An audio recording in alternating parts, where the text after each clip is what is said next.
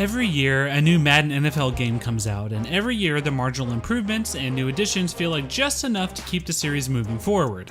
This year, however, things feel a bit different in Madden NFL 21. Despite the introduction of the surprisingly fun and unique The Yard mode, the list of persistent issues, neglected features, and new annoyances is growing quite long. So even though the underlying moment-to-moment football gameplay has continued to make progress with its fine-tuning refinements, just about everything else is underwhelming, including technical performance.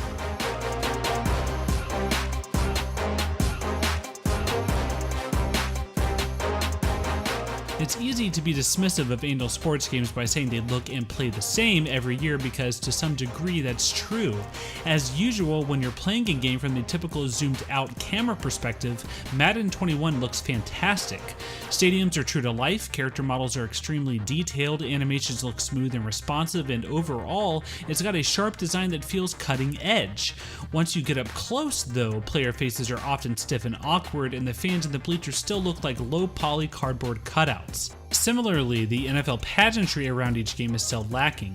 It's missing the vast majority of stat blocks and recap cutaways that you typically see during the actual NFL broadcast that Madden is striving to emulate. On a related note, the halftime show content is still basically non-existent. It's also been notably buggier than normal. Playing on PlayStation 4 Pro, performance issues have made things incredibly frustrating across the board. Frame rate drops have been common and severe enough to make me miss kicks, and miscellaneous issues like my opponent randomly mirroring my entire team or textures tearing across the screen weren't addressed in the first patch. When things are running smoothly on the field, moment-to-moment gameplay feels a tiny bit faster than last year with more precise animations for things like jukes and spins. As a ball carrier, using the right skill stick feels more dynamic and fluid for pulling off evasive moves, and overall blocking seems more realistic. Runners plant their feet well and make decisive cuts, so it all adds up to really satisfying goal line moments on both offense and defense. On the defensive side, pass rushing as a lineman is a much deeper experience than in previous Maddens thanks to the new ability system that helps navigate blocks. Also, on the defensive side of the ball, it's much harder now, as it should be, to play a linebacker. In Madden NFL 20, it seemed like every linebacker in the league could run down speedy receivers while making superhuman leaps into the air to intercept bullet passes out of nowhere. But now linebackers are thankfully toned down in effectiveness, with far fewer impossible seeming moments. Hey, get up, man. I want to watch some TV. You've been laying out here all morning. This year's version of the story-driven campaign mode is called Face of the Franchise Rise to Fame. It's a genuinely bad story built around paper-thin illusion that your actions and choices matter. You start all the way back in high school as the backup quarterback to local legend and rival Tommy Matthews. Performances feel phoned in, animations are poor, and some of the most crucial scenes are inexplicably devoid of all voice acting.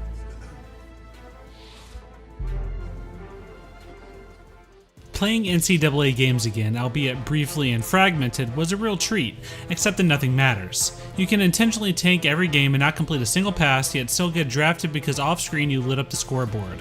The best thing about this mode though is that the story doesn't stop once you arrive in the NFL. Unlike last year, story moments continue to pop up over the years as you play through a sort of highlight reel of your career. It's a good format that kept me coming back for more, even if the writing is extremely clunky and Matthews is all but non-existent after you reach the NFL. I'm a huge fan of yours. Nah, man, I'm a fan of yours. The big new mode this year is called The Yard. It has proved to be a bright spot in Madden NFL 21. The 6v6 mode pits superstar caliber players against one another in a ludicrously silly but oddly captivating backyard game. There are no quarters or time limits here, and the field is only 80 yards long. Each side gets 3 offensive possessions starting at their 20-yard line with a 1st and 20. You can hike the ball to any player on your team, and you can throw behind the line of scrimmage multiple times. With so many new and unexpected rules to learn, the yard is extremely jarring at first, but it did grow on me. I also like the jumbled up look in all the players' clothing. It's new and different, and there's some good novelty in that. Much of the gains the yard makes in ingenuity, though, it gives up in its lack of depth. There isn't a franchise structure or league format to go through, other than a handful of stadiums with unique rule sets. I enjoyed the yard for what it is, a nifty distraction from the real core of Madden, but it doesn't have enough meat to satisfy on its own.